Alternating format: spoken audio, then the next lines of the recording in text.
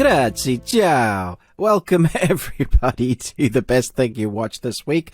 I've been to Italy, so if I just speak in the random Italy words that I know, which are like three, sorry everybody, Italian, then you'll have to excuse me. I'm just gonna say grazie the whole way through because that's where my brain is at. Best thing we watched this week, Chris from Movies and Munchies, Ruben from the Ruby Tuesday. And I'm excited because I think because we've been in more different countries this week, it's going to be a little bit different. There's a lot going on in the world of entertainment. We're going to have our news and entertainment in the podcast section, but we're also going to do top 5 Nicolas Cage movies because it seems apt with what's going on with Nick Cage at the moment. We're also going to do a top 5 what, Chris? Harlan Coben. Because adaptations, that's the word. Yeah, Netflix obviously have a blood pact with him, and they're like releasing every book with Harlan Coben ever into a TV series. So we're going to talk about that. Chris. Hi. I was going to say something Italian. I don't know Italian. I know Spanish, and then that totally left my brain also. So we'll just continue on. Good morning. You can say ciao. Good afternoon. Ciao. Ciao? Hi. Aloha? Mahalo. No, how's that? Because mahalo is like hi and bye all at the same time. It's not Italian. Isn't ciao though goodbye? No. Or is that eat? It's hi. Or manja. Ciao is for people that know each other. Like ciao, hi. Oh. And then okay. ciao, okay. Chris. Oh. Yeah. Cheers. Yeah. Okay. Fair enough. Okay. For anybody that is Italian, of Italian descent, knows an Italian person, or just has seen something Italian on TV or the movies, we apologize right up front. Oh, but I'm glad you had fun, whirlwind trip, but still good time there, seeing some of the little bit of the sights. So looking much forward walking. to hearing that. Oh, well, see that I need that because it helps remove a little bit of the fluffiness that I keep attaining. Yeah, my steps counter has liked me this week, but only this week. It's only this week. It was like, wait, are you? Did you put me on the dog? Yeah, exactly. you strapped me to like a bird, didn't you? Yeah. Oh goodness. Oh, that's funny. Well, if we can, before we begin, I have a question. Mm-hmm. What kind of secret society would you like to start? A secret society. Yes. I don't know, one of sleep. Ooh. So what would that involve? Like special rooms we could just sleeping. walk into. Ruben has a meeting now, but it's just a bed with nice ambience music, really kind of dark blackout curtains. Just that's it. Yeah. So it's more of a club where you can just go in. It's a cult of sleep, Chris. Nice. You know what? Can I become a member of that one? I like that. Sure. All are welcome. The napping society right there. Yeah. Oh my goodness. That's outstanding. Yeah. I don't know what I would do. I mean, it's hard to top the napping one because I mean, we already watched like a crap ton of entertainment. You know what I mean? So slothery already comes right up there. Yeah, it just comes kind of naturally with that. Oh man, no, that would be. I'm down for the napping one. The sleep. But under the guise I do have one. So carry on. Under the guise of meeting, or I have an appointment to go to. This is a meeting I have to go to. The wife goes, "Where are you going?" Meeting. Sleep. There used to be a bar down the road towards this golf course near us, and it was called The Office. I loved it because where are you going? The office. Where were you? I was at the office. Nice. Just yeah, all day, every day, 9 to 5 at the office. Exactly. Yes.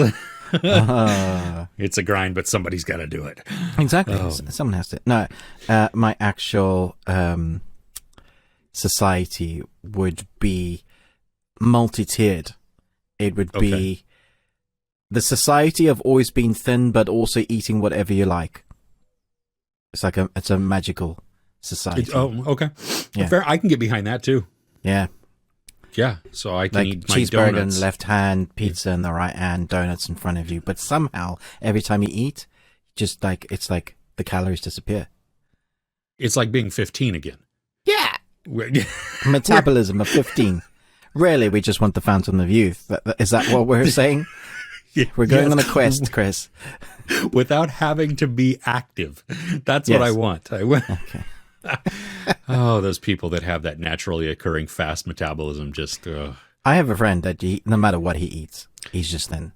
yeah, I don't get that. I wish I still eat that way though. That's the problem. Although they do say, the scientists, the health experts say, that even if you're thin, your arteries can be fat. So, sure. Yeah. So you do need to eat some healthy ways. Yeah, you have to eat the greens and stuff. Yeah. Like when I they say eat broccoli. your greens, it's trying to keep you alive. Yeah. Yeah, well, I can get behind a couple of vegetables. I mean, literally a couple of vegetables. That's, Broccoli and lettuce, is that it? oh no, I don't like lettuce at all. Not the lettuce. Rabbit food. No. Right? Okay. No, broccoli, Beans? green beans, Green beans. cauliflower. Oh, well, that's three. Yeah, corn on the cob, not corn off the cob. That's disgusting. Same thing. Oh, really? Yeah. No, totally different. No, totally different. Sweet corn Totally and corn on the cob are the same thing. No, they're not. No. What the- No. You realize they come from the same plant. No, they do not. One comes What are from you something talking else. Chris, No. we're going to have to take you on a school trip. Show Yeah, you no. like what happens, where they come from. No, I used to tell my kids, which when they were littler, I'm allergic to salad because literally lettuce makes me gag. I mean, it's just disgusting. So I don't eat salad ever. I don't eat salad. I don't eat salad dressing. I don't eat any of that. So it's, yeah, no, literally my vegetables are like, it's very narrow of what I actually like for vegetables, but I'll eat those. So there's no problem there. So on Simple. your tombstone in 150 years, we'll say, "Here lies saladless man." Ooh, Right? I like that one. Yeah. Yes. Because I've thought of some of them, like died of death or, get off my balls. Nice. Something like that. So I like it. anyway, Okay. well, on that note, should we dive in? Sure. Let's do it. Okay. I'm going to do a quick honorable mention if I can really quick. Do we do those? I don't know if that's allowed, Chris. Well, normally we try and limit our best things that we watch to 3-ish items just so that we don't go on ad nauseum. But one, you'd mentioned, like, you've been watching some YouTube the past couple of weeks, some of these things. And so I have a friend who is a YouTuber, and his name is Carl. Friend? I have two. Well, I have more Okay. than two. I have four. But he's a fellow YouTuber. He's over on your side of the pond. He's in Oh, is he? he's in the UK. Should we give his channel a shout out? Sure, it's Carlinio9. So we'll link it in the description, but it's CARL. CAR. Okay. Yeah, INIO and then the number 9. And he does some movie reviews and unboxings and stuff like that. Great guy. Carl and I chat every once in a while. And just the thing, though, this past weekend, he had posted it a couple days earlier than that. He does some things sometimes, like some trivia stuff with his family that make me laugh because they're entertaining. Right. He did this one where it was he, his wife, and his daughter, and they did a weird soda tasting. I can see the thumbnail. A crazy Brits trying the world's weirdest soda drinks. Oh my gosh. Okay, so we watched this. Last week was Easter, and I started watching it and was snorting with laughter. And so we threw it up on the TV and rewound it so that all of us as a family could watch this. There are parts where I am crying because I was laughing so hard. Now, one of those sodas, they try these weird, they're nasty sodas. But one of them, actually two of them, I'm familiar with because when I used to work with youth at church, we did a something like that. And so some of these we had that the kids had to drink a little bit of and do a challenge and stuff like that. Well, there's one and I can smell it and just even now, it's called sweet corn. It looks like piss. I mean, it is just bright yellow, and it smells exactly like you open up a can of corn. Anyway, so we watched Carl and his family try these 10 sodas. Oh, it is, dude. This if you want a, I think it's like, I don't know, it's 15 minutes. I don't know how long it is. It's not a long video. I was crying with laughter because you watch them, and sometimes it's the smell, but even like Carl just goes for it. I mean, he takes some chugs of these drinks. Like there's one that's dirt flavored. There's one that's ranch dressing. And I love it when he'll drink it and you'll watch him, and then it hits, and you see the holding it in. It's just so good. So that was a family watch on Easter that we just, I mean, it's quick. Go watch that video because it is to die for. I mean, it was so funny, and just that it truly was one of the best things I watched this week because it brought a short bit of entertainment that was well needed. So yeah, right. There you go. He is 7 subscribers away from 1,000. So let's get him to the 1,000 so he can start earning just a little bit of that would be sense. Awesome. That'd be great. Right on. Yes. Yeah, they look really fun. I'm going to check that out. That sounds really fun. Yeah, it is. I don't want to try some of the sodas because no. That's why they do it, so you don't have to. That's exactly it. Oh goodness. Okay. You want to go? You want me to go? Sure, I can go. Okay. Okay. So I've just had a week in Italy, in a little town called. I'm not going to try and pronounce the name correctly. It's the place where people go that are around it. So like local people will go there for a holiday. It's not where Brits go or people come to. It's for people like Rome or, the close surrounding areas. This is normally where holidays go. And so nice. We went there. And while I was out there just happened to be a new Netflix film that dropped that was Italian. I thought, when in Rome sort of thing, when in Italy, I'll check this film out. So it's called Turning Point. Did you see this pop up on your list? It was on my list to watch. I just didn't get a chance to see it.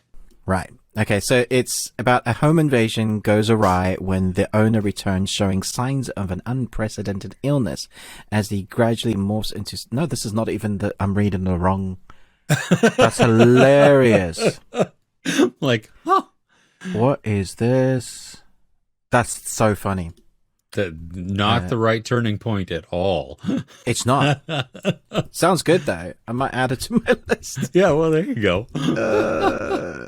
Come on, why are you doing this to me? Oh, that's funny. Because it's a duo, I think, right? Am I thinking correctly on the movie poster? It is a home invasion though. That's why I was reading the synopsis. Oh, that's funny. Okay, this is right. Okay. I will just have to do this without the synopsis because IMDb sucks. Okay, maybe it was 21 and they just bought the rights. Maybe they did. That's entirely possible. More title matches. I think they did. I got it. So it was. Okay, so it's new to Netflix, but it came out in 2021. Okay. Here is the correct. And it's La Svolta, which would be the Italian. A slacker who does his best to avoid confrontation,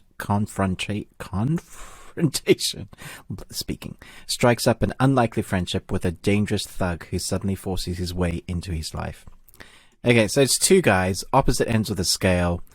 One is a thief who's just stolen from a guy you should not steal from, and they're trying to track him down. So he forces his way into this dude's apartment. This dude has depression. He's also an artist, as a comic artist, but he doesn't leave his apartment. His apartment's messy. He has no life apart from what he draws. He likes a girl in the apartment. And what happens is these 2 worlds clash, and they kind of form a friendship that this one dude kind of takes him under his wing and starts forcing him to get out there. So he interacting with his neighbors, stealing stuff from one of the neighbors' houses for food, tidying up his apartment, general life stuff. And they form this unlikely friendship. He becomes like a surrogate brother, I guess. And it's really quite sweet inside the apartment. But what's going on outside the apartment is chaos, because what this guy has stolen, the bad guy up top has sent everybody out to look for him. Ooh. And so you have this nice little contained story that could almost be its own film, with these two guys building friendship, learning to come out of your shell. I would have watched that in itself. Mm. But then you get this. It's not a heist, but it's sending out like mafia type characters, Italian mafia, trying to track down this guy. Nobody steals from him because he's just known, like, bad guy. He's right? vicious, yeah, right, really vicious. And so you have all of that going on the outside, and you have a sort of, you're rooting for this guy in the flat to get together with this girl that he likes in the flat. So you have like this 3-tier prong. It works really well. The only thing I didn't like was the ending, but I'll leave people to discover that for themselves. Not because it's not a good ending, it's just because Ruben likes a certain type of ending, and I didn't like this. Was not the ending that you were hoping This for. was not the ending I wanted. Very well shot. It's obviously in Italy. I was like, I know places like that now. Look at those buildings. That's exactly right. Yes. That's cool. Yeah, I did like that, because what I like about Italy is like, well, exactly where I was, Genoa, I think I've pronounced that right. There's like this history of 15th, 16th, 17th, 18th century buildings that almost are built on top of each other. So same building, but the architecture just changes over the centuries. So they don't bash anything down, they build it. So it's this culture clash. And then as wars happen, some stuff, and they keep building. When they run out of money, you see like the church is so lavishly filled with gold and intricate. But then when they run out of money, they paint one side of the building to look like the place with the sculptures and stuff, because they've run out of money. And it's just this amalgamation of culture. And you see some of that in the building and the landscapes and the culture that's all very much part of it. And you hear the Italian accent. You know, they speak very fast in their, so you're reading really quickly in the subtitles. That's one thing I always struggled with when it comes to Italian, because you're reading quickly. Some languages allow you the space and time to, okay. Yeah. But here it's like fast. You got to keep up with what's going on. And even having spent a week there, only was picking up a few of the words. Like, I know what they're saying there. And I was like, yeah, this is great. It was really fun. It's not doing anything new. Like, you've seen this film before. Sure. But I think probably because I'm a little biased at the moment, because it was set in Italy, I was like, yeah, I'm down for it. It's not like the best acting ever, but it was believable in the characters they were portraying. I liked them. I was immediately behind them, as like you're rooting for them, which is probably why I had issues with the ending. So. Sure. Well, and that's okay. I mean, I think that's some of the best that, you know what I mean? Because we can like entertainment that's not necessarily the greatest, but because it makes a connection with us, or we make a connection with the character, something like that, that it becomes very endearing to us, and we overlook. I mean, I'm so much more willing to overlook issues when I'm having fun with what I'm watching. You know, it exactly. Yeah. It was when you started talking about it just briefly, it reminded me, not so much as it went along, but that movie with Tim Robbins and Martin. Oh yeah, exactly. Nothing Martin to lose. Lawrence, Nothing to Lose. Yeah, where just the situation, two unlikely people coming together, and it bringing out characteristics of one, maybe stepping out of his shell a little bit or something like that. Yeah, no, it definitely has that sort of feel. There's a scene in Nothing to Lose with a spider that literally makes me cry. Like, I die with laughing in that film. Literally, it just, it's my giggle button. Oh, funny. It's been so long since I've seen it that I remember enjoying that movie, but I don't remember any of the specifics. So, okay. So is what did we call it? The Turning Point? Is that what it is? Turning Point? Yeah.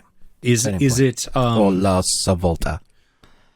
So is it a good mixture of like is there comedy and action and drama, or does it lean more heavily towards one of the? It leans more heavily towards the drama. Okay, but it's like two films. Like The Apartment is almost one story, and then outside of that, them trying to find this guy who's hiding in the apartment is the drama and the violence. So you're worried for them because you're like, oh yeah, he's sorting out this dude, but outside, dude, you really need to get the hell out of there, sort of thing.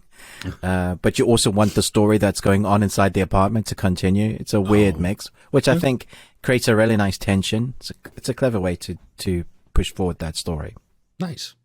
Okay. Well, it makes me want to watch it. I'm bummed that I haven't seen it yet, even though it was on my list. So, okay.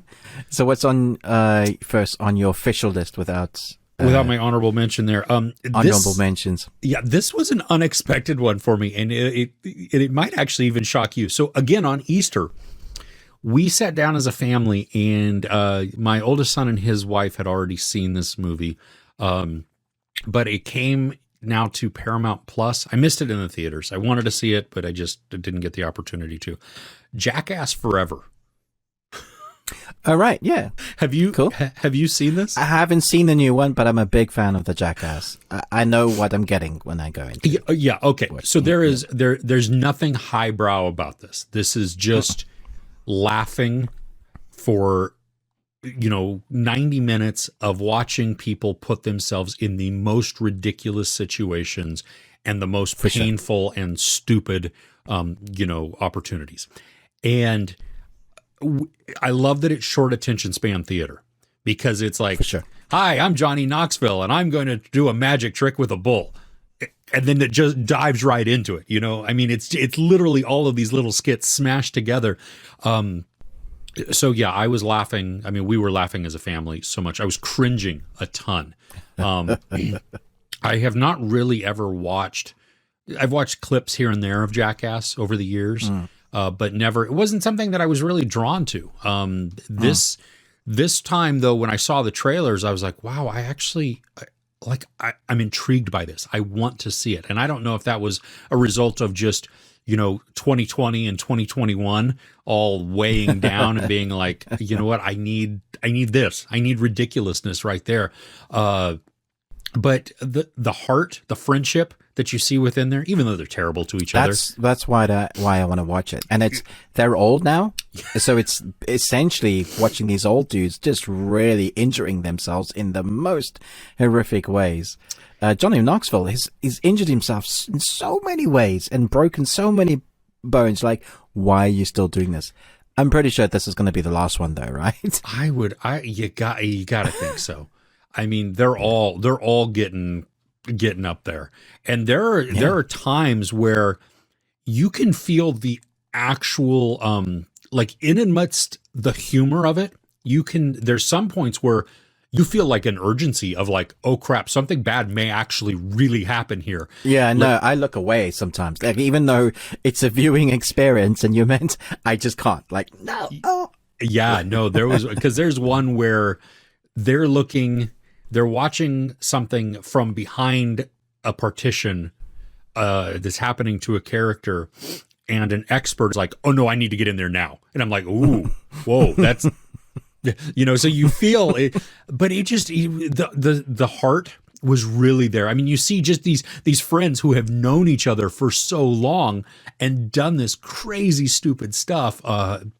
It is, I don't know how any of them really have survived. And I don't know why some of them agree to do what they do. I mean, the paycheck. Because they get a lot of money. Can the paycheck be that great, though? It's a big paycheck because, it is. And I think there's a bit of sadism in there. Oh, sure. Yeah. They just like the pain or the fact that people are watching and laughing at them, and you get off on it a little bit. Kind of has to be that sort of mentality. Because what they're doing is, like, I've seen the trailers and I've seen clips and I've seen the previous films, so I know what they get up to. But, I mean, at what point are you going to get into a portaloo that's full of crap and then get launched up into the air? Yeah. Just watch the multitudes of people's crap all up in you. Like, that's kind of tame to what goes on in the film, right? Yeah. Well, and I got to say, if if you are objectionable, if you find it objectionable to see a large amount of penises and testicles, don't watch this movie. I was Especially them getting hurt. Well, I was surprised at how much male nudity there was. I mean, it doesn't bother me, but it was just like, I was like, wow, oh, okay. Welcome to the penis zone. Yeah, exactly. So if this is something, I mean, if you've ever been intrigued by Jackass, this was a great one to watch, because you can go in and even not have any history with the show or the other movies and get enjoyment out of it. If you like watching, people do stupid things to each other and getting hurt. So there's that. Yeah. I mean, there are genuinely funny things, and there are moments too where like one thing was happening, and it looked painful, but they then put like other people in the position, like who weren't necessarily they weren't supposed to be in front of the camera, and to watch their reactions also, because they were unaware of actually how bad something might hurt. And so then they're experiencing it also. And so you get that. That's a different perspective then. So you understand how real it is as well. Yeah, exactly. Yeah. Yeah. So it was definitely fun. I mean, it's certainly, it's not something that I'm going to watch over and over again. I don't even think. But there's a time and place for that sort of film. You can go and watch The Northman, which is just highbrow art, and then you can go watch Jackass, which is just highbrow fun.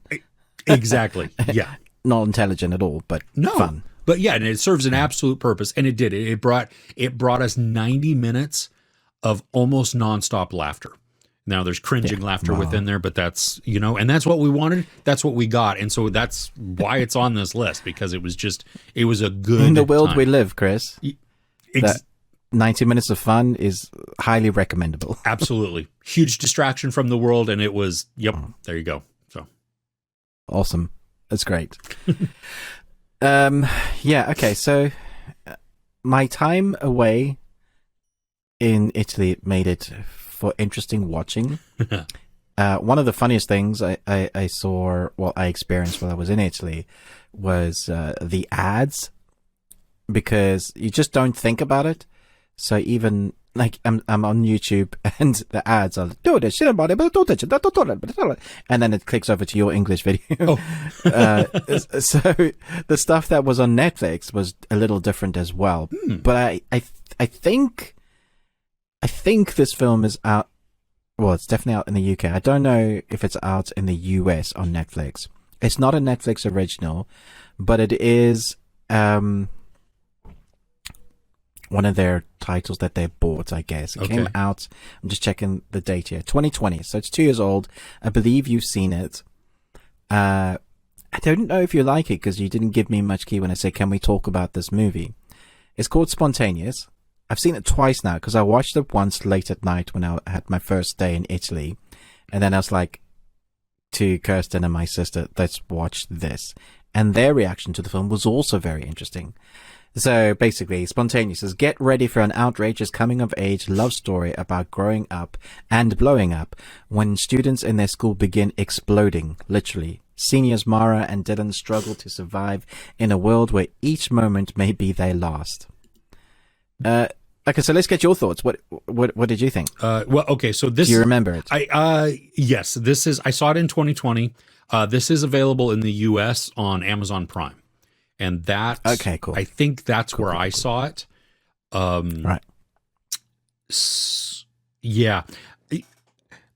I like the pairing of Catherine Langford and Charlie Plummer together. I like their... I thought she was excellent in this. Yeah, their chemistry. And Charlie.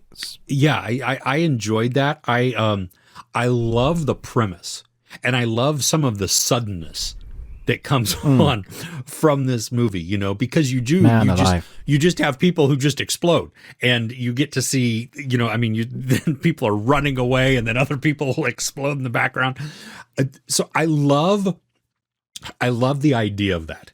I love that it's kind of unknown, that it, just all that goes in. And so it puts a different spin on how you have an outlook on life, because it's not affecting everybody and it's affecting randomly within the group that it's affecting. And so it, it makes you live for today, for the moment.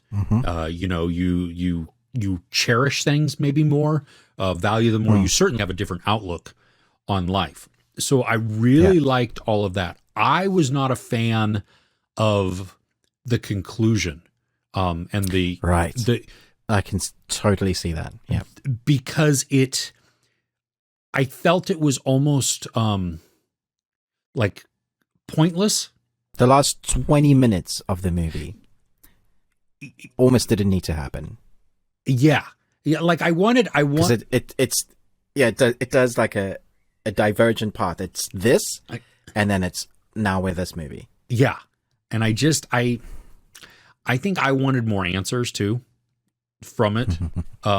To feel, and that's that personal thing. Like, I'm loving the movie. I'm liking what it's doing. And then like, not really satisfied with that. That doesn't tick any of the boxes or help with any of my curiosity. And that's, so that's the feeling, unfortunately, that I left with. That it didn't negate the rest of the movie, but it also didn't leave me like, well, I love all of this and I can just kind of, so I left it with just like, it was all right. Like, as a whole, it was like, it wasn't bad. I had fun for what I watched. I wish certain things would have changed. Trying to stay away from spoilers too, just so that people, I'm going to do spoilers, but in a moment, and I'll say spoilers, and then we can talk about spoilers. Because I actually think I know what the movie is, but I'm not sure they were clear enough what the movie is. So, okay. So, Spontaneous. The dialogue, I think, is one of the tightest scripts I've heard in a while. I think the banter between the two characters was so good that you love them. But I think also because you don't know when you're going to die, there's this love story, but it seems precious.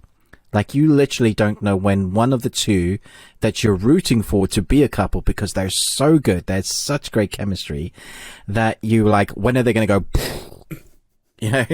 and it happens so randomly, but within the class, that you're like, who's next? You don't know who's next. It doesn't explain, it doesn't give you any answers really. And so you're just on the edge of your seat. There was a moment in the film when I literally shouted, no! Because there's a couple of characters that it concentrates on sometimes that you like, that you don't want to, and when that happens, you're like, come on, why? Give us some explanation as to why, at least. But I did love the scripting, the quirkiness, the way they talk to each other, I think he was like a film buff, and so he quotes a lot of things from films, and her retorts about sometimes it can be really quite rude to each other, but in funny circumstances. Like, one of the lines like, where were you? It's like, sleeping with your mom or something. She's just like, oh, you can't say that. I think his dad has died, and she was like, oh yeah, your dad died from a pile of manure, and it's like, no, that's impossible, because as proved by Back to the Future, you can never die by manure. It's that sort of banter that really works and placed me in the zone. So I was there all the way until there was this moment where I felt like the story was complete, and then they needed to do something else with it. Like, the moral of the story is, because of what they were dealing with, because it's death with young kids, that it felt like it almost was like those messages that you get on film sometimes. If you know someone, please contact this number. Would have been better in the TV series she was in. What was that? 13 Reasons Why. 13 Reasons. I think there were, in fact, at the end of the beginning. Yeah. Anyway, so I thought it was fantastic until that moment. If we had cut off those 20 minutes at the end and they just wrapped it up nice and neatly, I think it would have been much better film in the end. Love the first hour and a half, last 20 minutes, not so great. So I recommend it, but you'll know there's a moment when which is funny, because Kirsten and my sister, they both stopped watching at that moment. They're like, I don't care anymore. I don't want to watch. Yeah. And they left. Yeah. And that was it. And I was like, yeah, well, okay. Interesting. Okay, spoilers. We're going to do spoilers for the next 5 minutes. We'll leave time codes. So, okay, so I think this movie is Carrie. I think it's a remake of Carrie. And I think the reason why people stopped exploding was because she got hit on the head. So her powers were no longer available to her by her boyfriend, who she's going to spend the rest of her life with, by his jawbone. And she gets the scar on her head and she kisses at the end. No one dies from that moment as soon as she's hit from the head. If you notice, every single person that explodes, she's been in contact with. And it first started when she was concentrating on, like, oh, those guys, and then boom. Or she was in the car. Oh. And why did two people in her proximity explode? So one person explodes.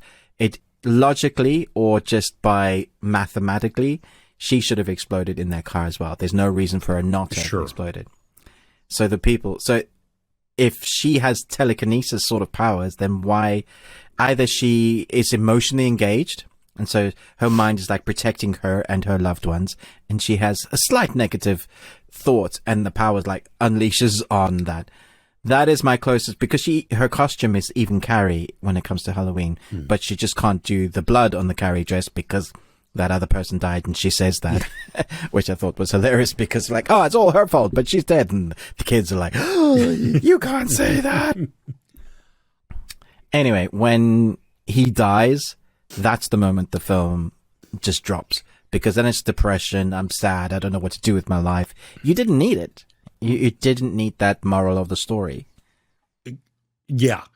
That, well, and sorry, I just stopped talking. No, I will, gosh, I'm going to have to go back and rewatch with that point of view now, that it's her controlling it, whether she knows it or not. You know, that's an interesting take. I can, like, in my mind's eye, I can see that happening. Yeah, I'll have to rewatch that. But yeah, the ending, that was the thing that I just didn't like, like, I'm loving the love story, and even the pressure of knowing that one of them could die or whatever.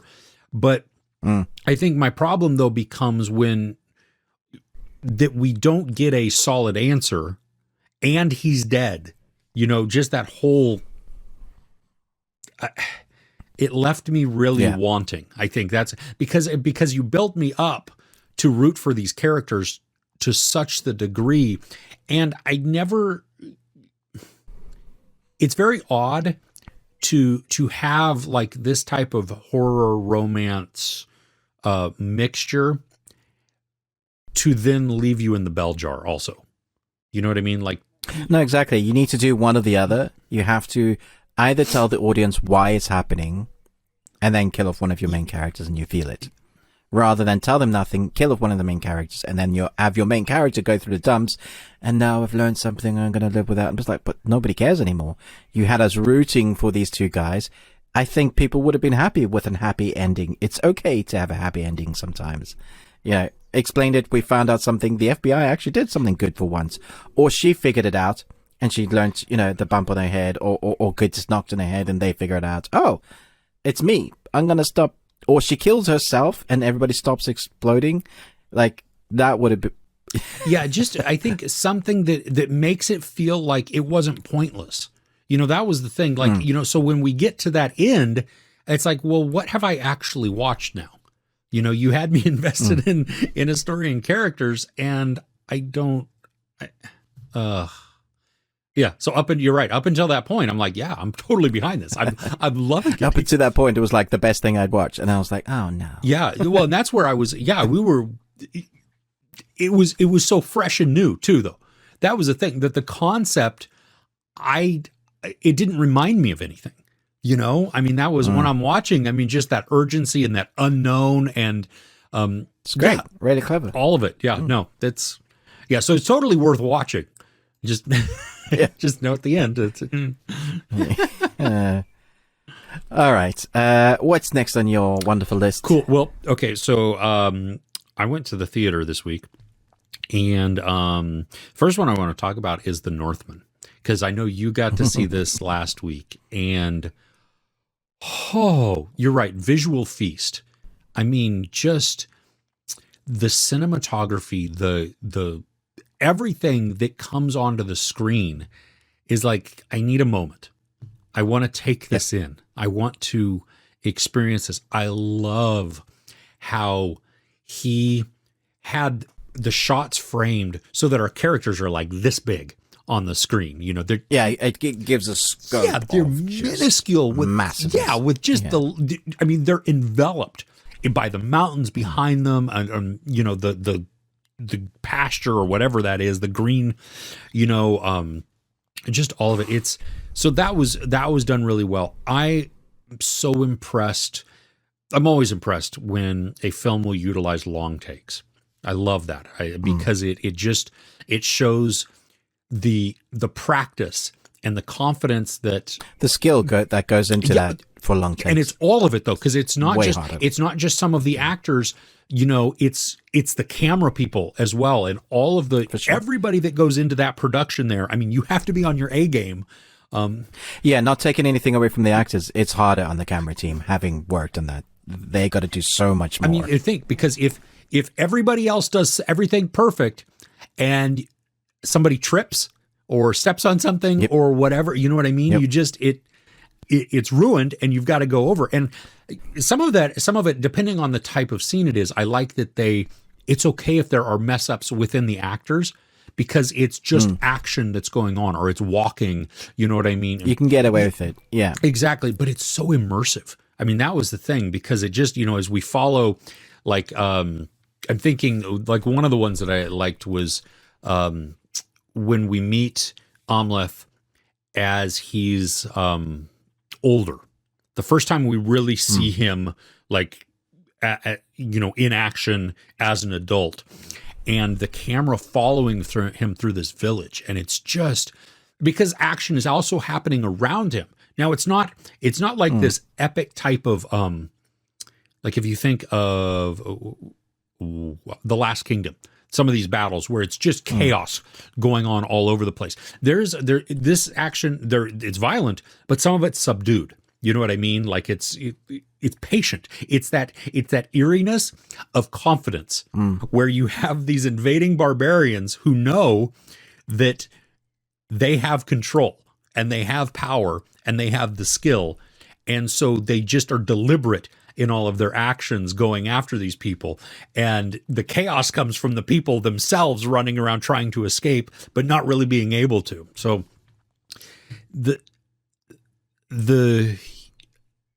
I got some comments, which I expected, you know, of people who I think went in with maybe a differing expectation of the movie, that it was going to be more action filled, that it was going to be a faster paced. I never felt downtime.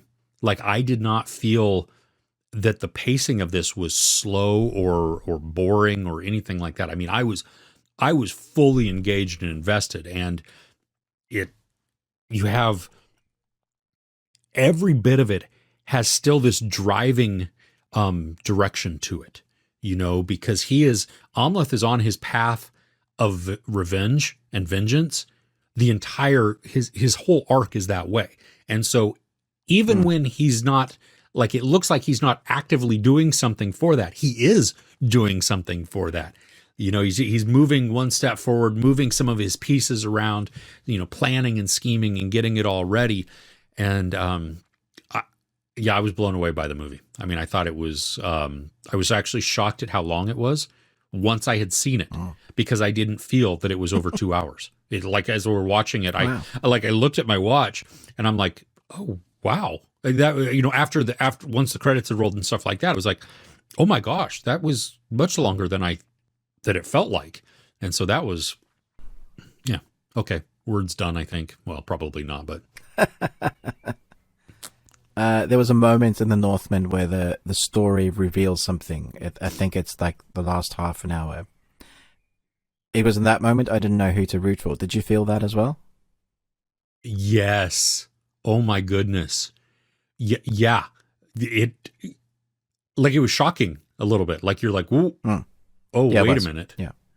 And the words that come, the truth that comes from that, make you re-examine so much of what you've seen before. And exactly. Yeah. I was like, how dare you do that? I would have been fine with this, but now you're flinging the story on its head. How dare you be complex? Yeah. My wife, she didn't go with us when we saw The Lighthouse. And she tried to watch it just recently, and I don't think that she was like in the right mood to watch it because it's weird. I mean, it is. The Lighthouse is a weird movie. You know, it doesn't take away from its greatness, but it's bizarre. It's not my favorite, Chris. I'm not a huge fan of it. And fair enough. I mean, I know a lot of people who are like, yeah, no, I just didn't like that one. I loved it, but that's okay. But so, you know, she didn't get a chance to go with us to see the Northman. But me and my youngest son went, and you know, always trying to think, is she going to like this too? Because it helps also think about what other people might like. You know what I mean? Like, is it too weird? Yeah. Does it not? And there is a section within this that is very bizarre, and it did feel kind of like the Lighthouse a little bit, where you have, I mean, the visuals, the way that Eggers frames all of our characters, and so you just have this like head and maybe a little bit of shoulders. And the eyes, oh my goodness, the eyes that are just piercing through the camera, through your soul and beyond you. I mean, it's just crazy, you know? And so that scene, that was weird. That felt like the Lighthouse. It even had elements of like The Witch within there, you know, some of these of these feelings in there. Yeah. But then I think, you know, then you step back from that, and it has is it more accessible? I don't know if it's more accessible, but it's certainly a different. So if you went into the Lighthouse and maybe you didn't enjoy the Lighthouse, I think this one, while it has some similarities in little bits here and there, it has an overall different feeling to it. And so it invites in a different audience. So, I mean, the whole point of that is if you're listening to this or watching this and you didn't necessarily enjoy the Lighthouse, but you're curious about this, I think it's different enough that you should give it a chance. You know, as knowing that it's a different type of revenge story. It's not a huge action movie. There is action in it. But yeah. Yeah, I agree. Give it a chance. Okay. So what other thing did you watch at the cinema? Oh, goodness.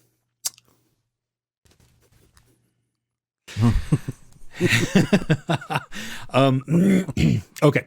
So Nicolas Cage starring as Nick Cage, The Unbearable Weight of Massive Talent. Now, I'm going to stay away from spoilers. I know you have not seen it. Yeah, I haven't seen it yet. I'm still excited to watch it. There's no spoilers here. But this movie, this was one of my most anticipated. When I saw the announcement and then I saw the teaser trailer, I was like, ooh, yes, totally. Okay, I'm there. You already sold me just by telling me that it's Nicolas Cage playing Nicolas Cage. Fair enough. And so I enjoyed the teaser trailer that there was. We get more context with the actual trailer, which I appreciated. It made me understand more of why I should watch. This has so many different elements within the movie that can draw in so many people. I mean, you have your comedy, you have a little bit of action within there. You also have like this buddy drama or buddy comedy, really, within there. And then there's like this personal introspection type of play going on. And I mean, the movie itself is very self-aware. It has to be, because it's acknowledging that Nicolas Cage is Nicolas Cage, as an actor. But so many unexpected moments in this. I'm blown away by the heart that we get within there. Not only from Nicolas Cage, but also from Pedro Pascal, and them together too. That pairing. It was so good. Like, I believed it. That was the thing. Like, it didn't feel forced on, it didn't feel like, oh, well, they're going to have chemistry together or they're going to get along because the movie says they should. When they meet, it's not like an instant, like, oh yes, we're friends, and then you just have to accept this and move on because that's what the story says. It's, you feel a progression within there. And so as they go on that progression, we as the audience also go in that progression. This is not a perfect movie. There's, I think Okay. there's a CIA involvement, which we learn from the main trailer. Yeah. That Nicolas Cage is recruited to spy, surveil, Yeah. whatever. Yeah. That's okay. That story part is okay. It feels. Oh, is that not a main part of the story? That because from the story trailer, that they seem to give the impression that was the story. It is like it's a big story driver, but Right. the agents that we get, they're just kind of there a little bit. Like when we get them, some of the interactions are funny. So a little bit of it feels forced here and there, but some it works, but it's not. It wasn't like this overarching thing, so as we get towards certain elements and things happen, like I'm like, okay, I'm not concerned necessarily for this part of it. I'm still very concerned and very engaged over here. And, so just to say, I gave it this 5 out of 5. I absolutely loved the movie. Okay. But 5 out of 5 doesn't always mean perfect. It means that it resonated with me. That means I had enjoyable. Would you change anything? That kind of stuff. Yeah. I had a blast with it. I'm ready to watch it again. I was ready to watch it again right after seeing it because I laughed a lot, pretty consistently through there. It's not belly laughs, not, there were a couple of laugh out loud moments, but there was also, it was just like, chuckling and, throughout it. Some of the movie references are really great. Overall, this is just a really, really great movie, and it's a nod to and from Nicolas Cage to himself and to us. Especially as fans. One of the lines that they say several times throughout that is, "Nick Cage is back." Not that I went anywhere. Not that you went anywhere, that type of thing. And so it's, this is one absolutely that if you enjoy movies, there's a discourse on movies within it, which is fun. There is a lot of comedy. There's a lot of heart to it. You find yourself really rooting for the story direction, I think, and that. Okay. There's good like realism drama within there too. Like not like it's a reality show, but a lot of the heart feels grounded because of what we see the character go through. Even though some of the stuff is like wildly just big, if that makes sense. In an interview, Nick Cage said he found this role the hardest role to do because playing yourself is opening yourself up to the public in a way that you haven't before, because it's Nick Cage playing Nick Cage in a story that might happen, but he's Nick Cage. So how does he not put on a fake persona that you do a character as a blanket covering? He almost had to put on a Nick Cage covering of himself. Yeah. So I did wonder if the film would come off as being pretentious. But it sounds like it managed to avoid that. Yeah, I never got that. I mean, you get little glimpses here and there as he talks about some of his roles or some of the, but it never comes across as like a holier than thou or something like that. It's more of, it's in line with his character struggle. I think that's where really, so it makes it real. It makes it you feel for him as an actor, as a character, all of that. Awesome. Okay, so bearing in mind that I haven't seen this, but you have seen it, if you were to do your top 5 Nicolas Cage, I wonder where this would rank. So let's try it out. Okay. What would you put at your number 5 best Nick Cage movies of all time? Okay.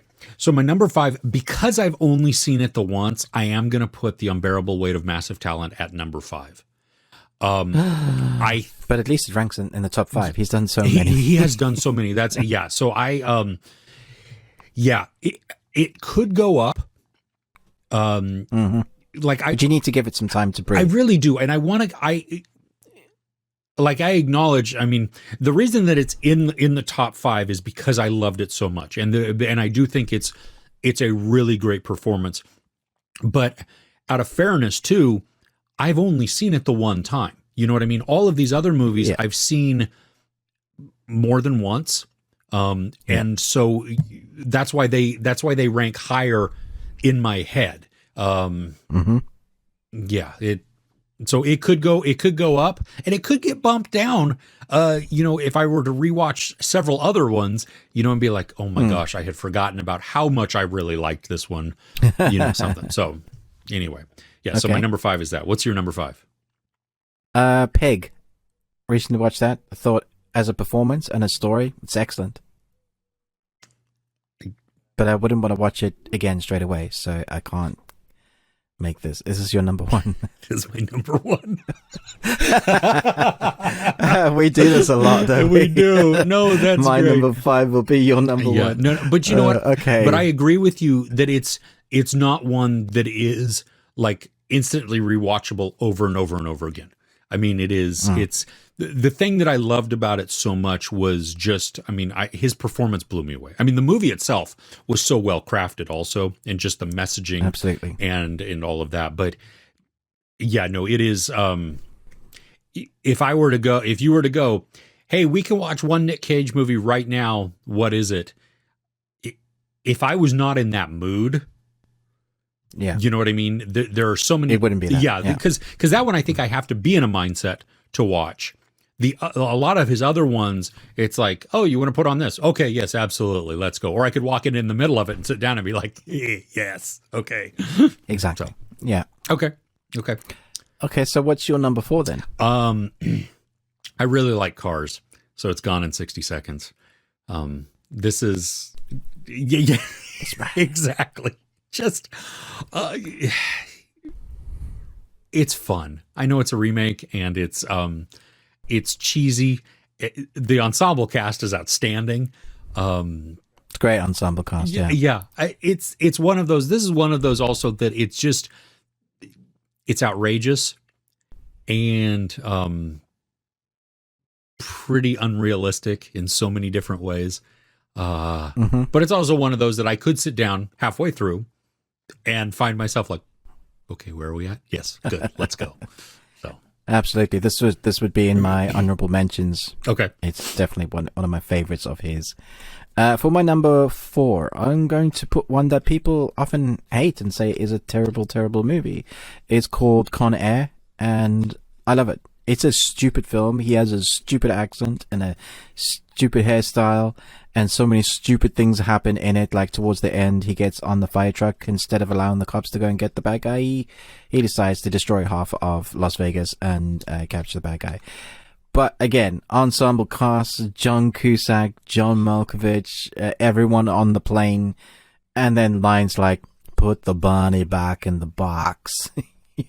He should have put the bunny back in the box. Or what's his name? The crazy Steve guy that's Buscemi. like the serial killer. Steve Buscemi. My goodness, when you put the whole world in his hands, and you're like, oh no, what's he about to do? And then he does nothing. He's just a nice guy. And you're like, what the hell? Yeah. Oh, such a fun film. it is. It's in my honorable mentions, but it's also one of those that because it's fun. That's it's ridiculous. All right. Number 3 is a phenomenal film. Really, I mean, when acting on all cases, but it's Face Off. This is my number 1. Oh yeah, yeah. I can watch this anytime, at any point. And has some of the best one-liners. See, it's been a while since I've seen it, so I wouldn't remember like a lot of the lines, but I'm always blown away by the mannerisms that both he and John Travolta do, because there is That's why I love it. Yeah, that they are channeling the other person. I mean, it is crazy at how well they do it, and you're like, because you have Nick Cage playing John Travolta looking like Nick Cage. Yeah, exactly. You know? And it's the mannerisms of things that the characters do, like putting your hand over the character's face as how they kind of say "I love you" to their kid, or the way they walk or talk. It's just slight little things, and I was like, you both I feel like I'm watching John Travolta, but you're Nick Cage, and vice versa. They did an excellent job. So good. Yeah. So okay. I like how naughty Nick Cage is when he's playing John Travolta. I just love him being kind of crazy, and then you get lines like, okay, no more drugs for that man, because he wants to take his face off. It's there's so many things. You're still not having any fun yet. And then there's a big shoot up. It's John Woo. Mm-hmm. So you get the pigeon scene and incredible action scenes. Yes. Like so much fun in the action scenes and the crazy science with the faces, that wouldn't happen. You get the jail scenes and, man, I love that film. So good. It is. Okay. So what do I need to do my number 3? Have you done your number 3? Yeah, you haven't done your number 3. Have you? I haven't done my number 3. Yep. No, because this was my number 1. Okay. Yeah. Con Air would be my number 3. Did I say that already? Yeah, you did Con Air. Oh, okay. So the other one, okay. The Rock. Yeah, they're very similar to me. The Rock, because of the relationship with Sean Connery and Nick Cage. I just think the kind of weird father-son relationship. Sean Connery, I mean, come on. He is the guy that you totally believe escaped from Alcatraz, even though like his character is the guy that escaped from Alcatraz. And then you have this FBI dude that doesn't really have much field experience and then gets thrown in this heist with, is it Malkovich again? No. So the Ed Harris is the one who... Ed Harris, that's it, yeah. The general. Yes, that's right. And the general that you can totally understand his plight, which makes the story more... You kind of like, yeah, he's a bad guy, but... like I don't like how you're doing it, but I understand why you're doing it. The action is incredible. I think it's a Jerry Bruckheimer... production, yeah. Michael Bay film. Yeah. Michael Bay film, Jerry Bruckheimer production. Mm-hmm. Yeah. As quintessential for that time, that was like one of the best, with the score that you just know and love, and Nicolas Cage just being cool as heck in amongst Sean Connery. Well, and I love that. This is my number 2. And so I love how the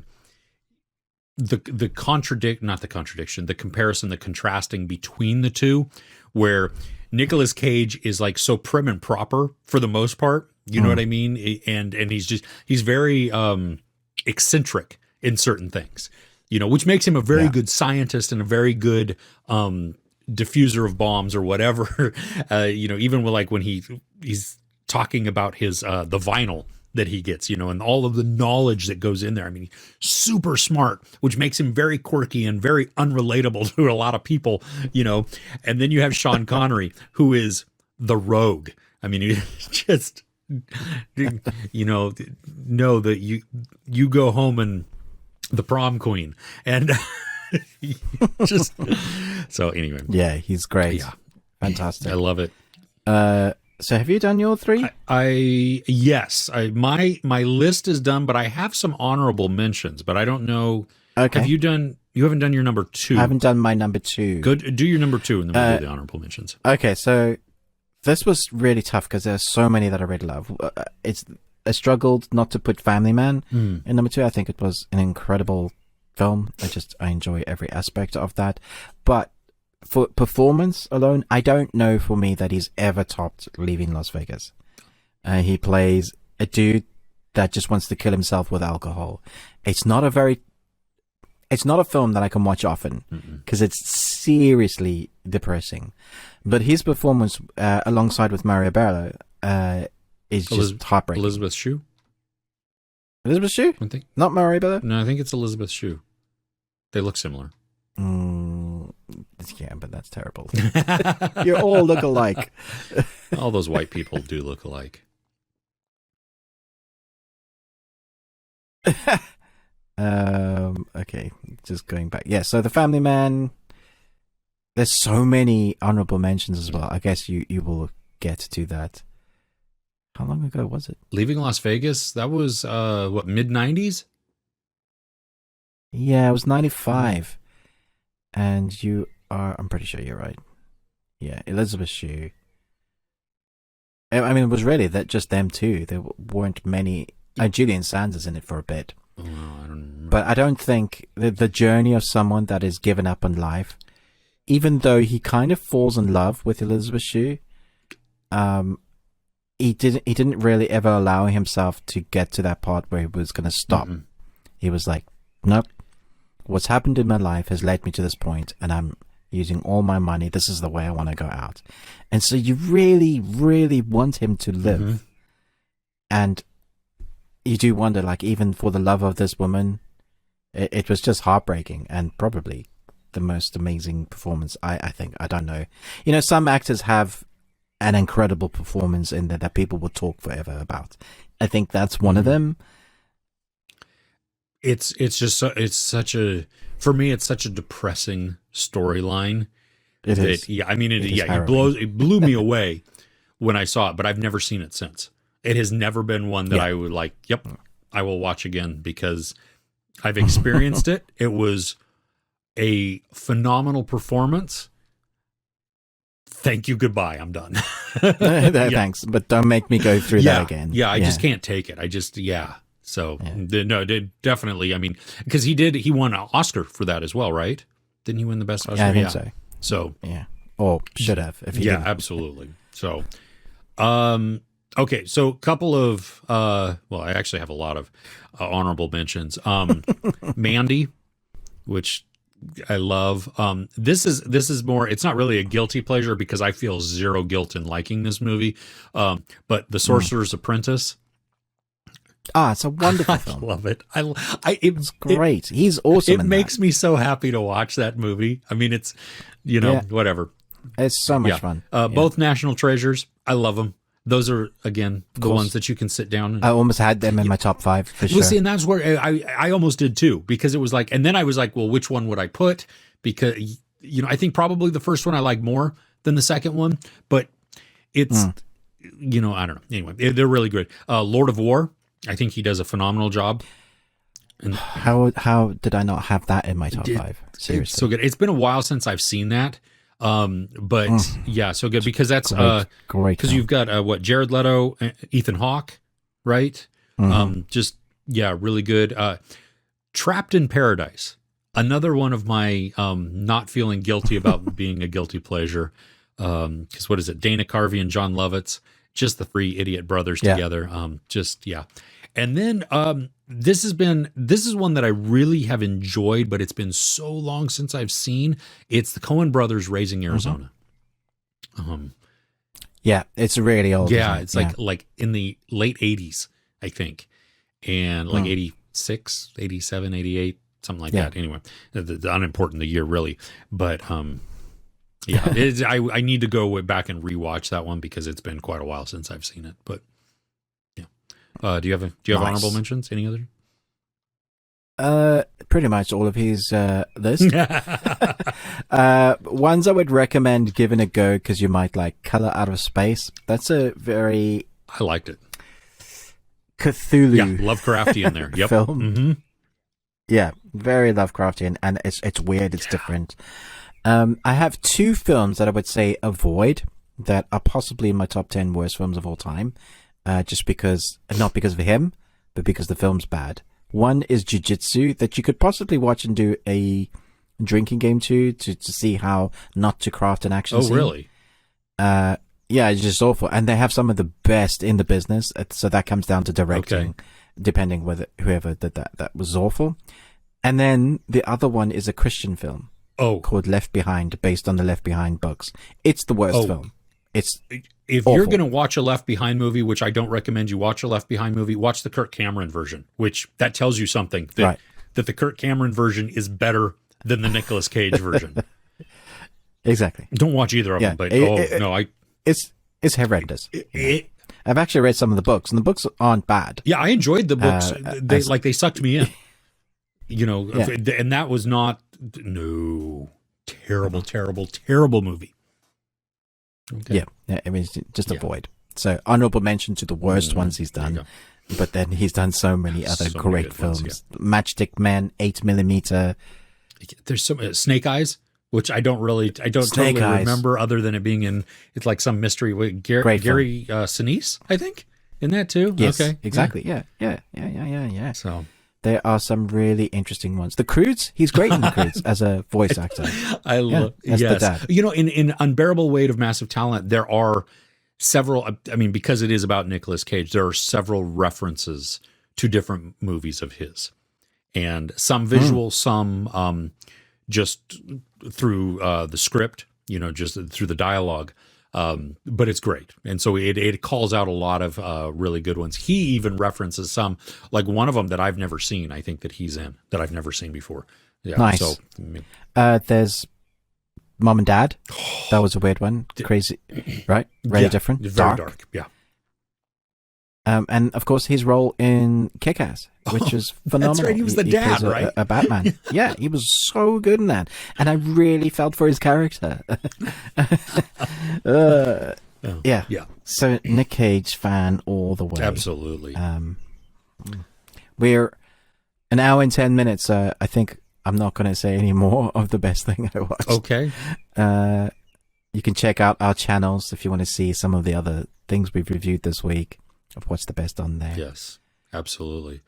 But thanks for coming on this journey with us with our love for Nick Cage. What are some of your top favorite Nicolas Cage movies? Share them below in either of our comments. You can tweet at us, best we watched. I guess, yeah. That's it. If you want to check out more of what we're talking about this week, you can. And you're not listening on the podcast, you can listen to us on the audio version wherever you happen to listen to podcasts. And we're going to be talking some of the things that are coming up this week that we're looking forward to, some entertainment news, as well as our Harlan Coben adaptation best list. That's a mouthful right there, isn't it? Yes. Yeah, that was tricky. All right. Well, Ruben with the Ruby Tuesday, Chris with Movies and Munchies. Thanks so much for watching. We'll see you next week.